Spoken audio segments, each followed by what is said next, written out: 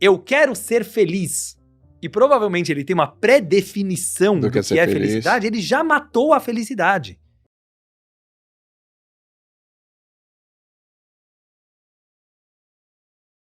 Então, voltando para a felicidade, né?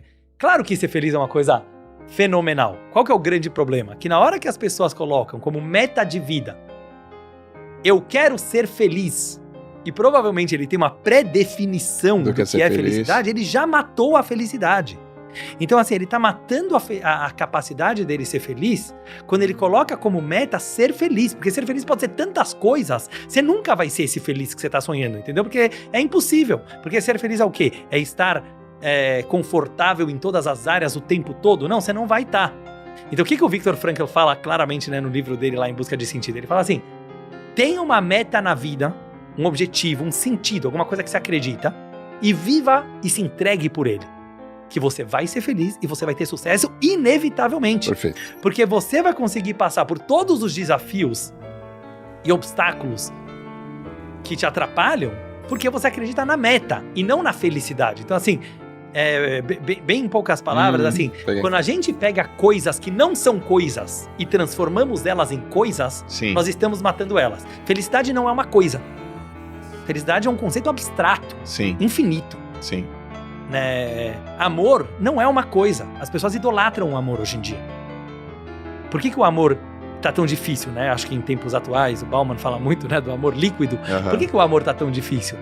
Porque o amor antigamente era uma consequência do relacionamento. O amor, ele nascia de um relacionamento. Você começa a se relacionar com alguém, você vai amar essa pessoa. Quanto mais você conhecer ela, quanto mais você se entregar pra ela, quanto mais você conviver com ela, você vai amar. Sim. Agora, quando uma pessoa fala, preciso viver um grande amor, tá bom, então eu vou usar alguém da sociedade para poder viver o meu grande amor. É uma coisa super egoísta, certo? Sim. Porque, na verdade, eu estou tornando o amor uma coisa. E o amor não é uma coisa, a felicidade não é uma coisa, o sucesso não é uma coisa, Deus não é uma coisa, a religião não é uma coisa, a espiritualidade é uma coisa. Então, assim, quanto mais a gente ter a humildade de encarar esses conceitos abstratos como não coisas, como coisas infinitas, digamos assim. Dinheiro é uma coisa? Gostei da pergunta. Você me pegou agora. Não, porque eu acho que assim, tem dois lados. Sabe por que eu tô te fazendo essa pergunta? Eu nunca pensei nisso, mas fala. Sabe por quê? Porque dinheiro traz felicidade? Gostei da pergunta. Boa, né? Ótima pergunta. E eu acho que é relativo. Uhum. E baseado no que eu falei agora, eu vou te responder. Eu gostei da pergunta porque eu nunca tinha pensado no dinheiro nesse sentido. Pra mim, dinheiro não é uma coisa. Tá. Mas eu acho que tem que separar muito bem, né? Mas o dinheiro traz algo que não é uma coisa. Perfeito. Então vamos olhar assim. O dinheiro, o corpo do dinheiro, ele é uma coisa. O que eu quero dizer o corpo do dinheiro? O dinheiro é quantitativo, né? Sim. Você pode medir quanto dinheiro você tem na sua concreto. conta. Ele é concreto. Ele é Quanto concreto. dinheiro eu tenho na minha conta do banco. Perfeito. Quanto dinheiro custa, quanto custa aquele produto. Então, assim, não dá pra falar que o dinheiro não é uma coisa. O dinheiro não é um conceito espiritual, ele é uma coisa extremamente pragmática e concreta. Nesse sentido, e eu falo muito sobre isso na Cabala do Dinheiro, vem a grande sabedoria, que eu acho que é a diferença da cabeça do pobre e a cabeça do rico. Eu falo muito lá, não tem a ver com ser pobre ou ser rico, né? Ter uma mentalidade de rico, uma mentalidade de pobre, é se você vai ser escravo do dinheiro ou se o dinheiro vai ser teu escravo. Então, assim, uma pessoa que ela se escraviza pro dinheiro, em outras palavras, ela vai lá e coloca como meta simplesmente quantificação financeira,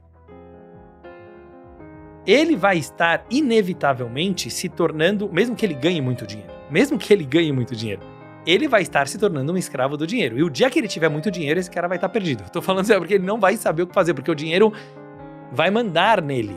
O dinheiro manda nele. Então ele tá pegando uma coisa limitada para mandar num ser ilimitado, que é uma alma humana. Então, nesse aspecto do dinheiro, que é o aspecto prático do dinheiro, é super importante a pessoa falar, o dinheiro é uma ferramenta. O dinheiro é um instrumento. Ele é quantitativo, ele pode ser medido. Eu não posso deixar o dinheiro, assim como uma droga ou um remédio, mandar em mim. Eu posso usar ele o quanto for importante para a minha saúde mental. Quer dizer, ele tem que me servir e não eu servir ele.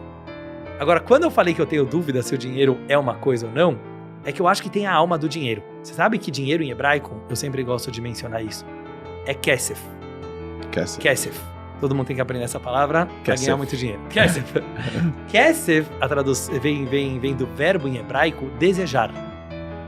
Okay. O que é o dinheiro, né? Agora, sem querer me prolongar nisso, mas se você pega historicamente, o dinheiro nada mais foi durante a história a criação de um denominador comum, né?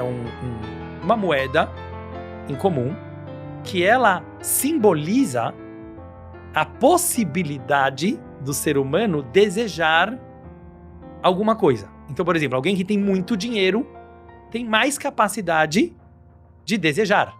Não significa que ele precisa desejar tudo, certo, ou que ele deve realizar todos os seus desejos, porque aí provavelmente ele vai ficar pobre. sim. Então, assim, a possibilidade de desejar, quanto mais dinheiro eu tenho no banco, e você vê que os grandes ricos, os verdadeiros ricos, quando eu falo rico, é rico de alma, rico de cabeça, eles fizeram muito dinheiro justamente porque eles não gastavam dinheiro em qualquer coisa que dá vontade na hora. Isso é uma alma mais pobre. Né? Tipo assim, deu vontade, vai lá e compra.